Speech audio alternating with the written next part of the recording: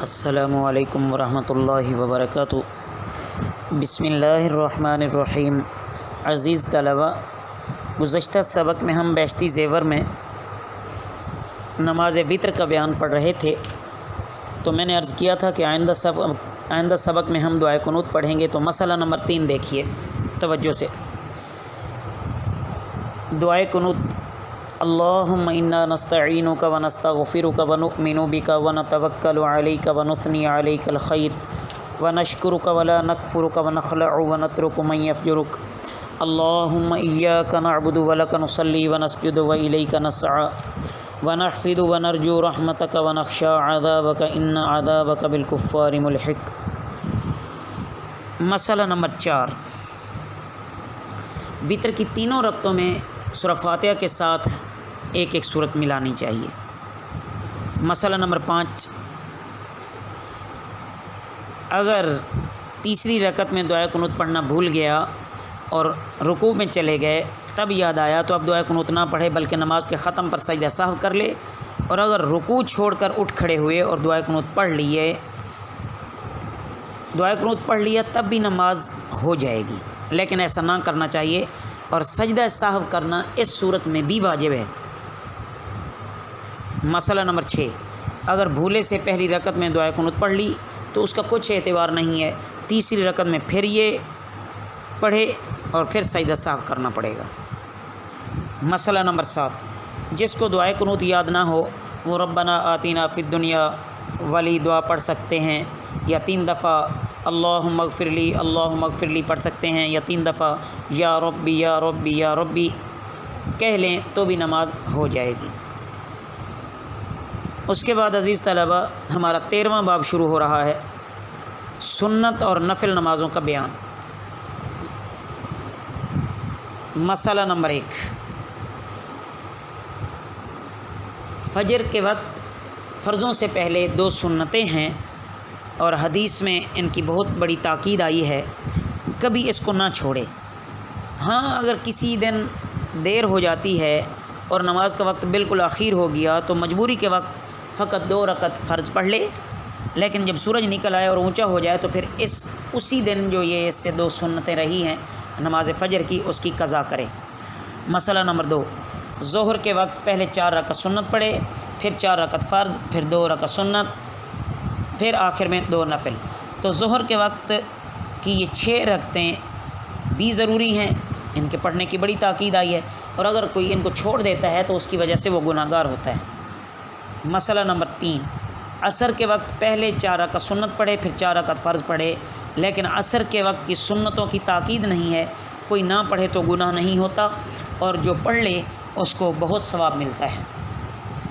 مسئلہ نمبر 4، مغرب کے وقت پہلے 3 رکعت فرض پڑھے، پھر 2 رکعت سنت پڑھے، یہ سنتیں بھی ضروری ہیں، نہ پڑھنے سے وہ گناہ گار ہوگا۔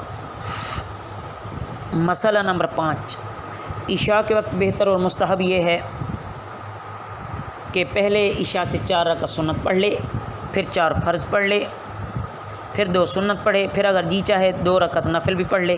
اسی حساب سے عشاء کی 6 رکعت سنت ہوئیں، اور اگر کوئی اتنی رکعتیں نہ پڑھے تو پہلے 4 رکعت فرض پڑھ لے، پھر 2 رکعت سنت پڑھے، پھر وتر پڑھے۔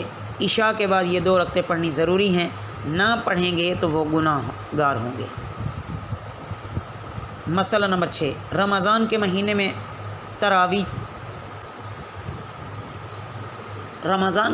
جو تراویح کی نماز پڑھی جاتی ہے یہ بھی سنت ہے، اس کی بھی بہت تاکید آئی ہے، اس کو چھوڑنا اور نہ پڑھنا یہ بڑا گناہ ہے۔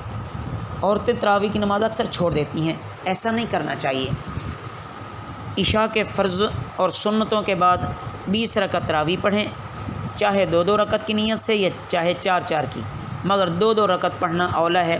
جب 20 رکعتیں پوری ہو جائیں تو وتر پڑھیں۔ اس کے بعد عزیز طلبہ، فائدہ کے طور پر بتایا ہے کہ جن سنتوں کا پڑھنا ضروری ہوتا ہے نا، وہ سنتیں مؤکدہ کہلاتی ہیں،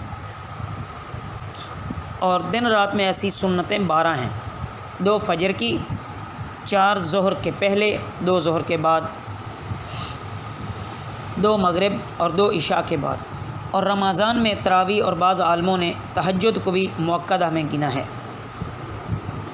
مسئلہ نمبر 7،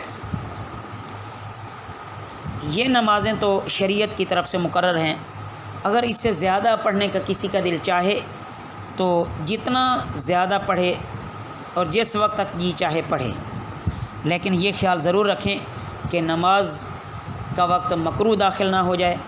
جب اگر مکروہ وقت ہو تو اس میں نہ پڑھے، اور سنت کے سوا جو کچھ پڑھیں اس کو نفل کہتے ہیں۔ جتنی زیادہ نفلیں پڑھیں گے اتنا ہی زیادہ ثواب ملے گا، جس کی کوئی حد بھی نہیں ہے۔ اور بعض اللہ کے بندے تو ایسے ہیں کہ ساری رات نفلیں پڑھا کرتے تھے اور بالکل نہیں سوتے تھے۔ مسئلہ نمبر 8، نوافل کا ثواب مختلف ہے، کچھ کا ثواب زیادہ ہے، کچھ کا کم ہے۔